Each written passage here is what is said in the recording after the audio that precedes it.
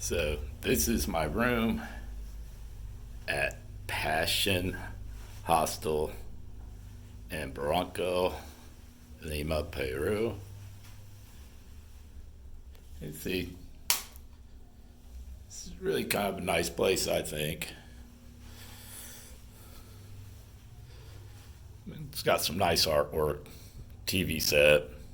I really don't watch much TV, so it did work. I only used it for about an hour, maybe, my first night or so. Anyway, and just outside is the rooftop terrace.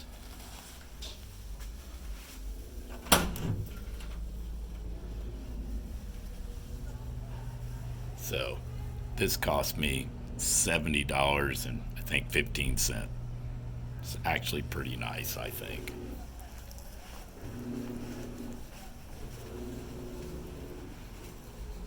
Lots of great artwork. There's the stairs going down. They got a washer and dryer also.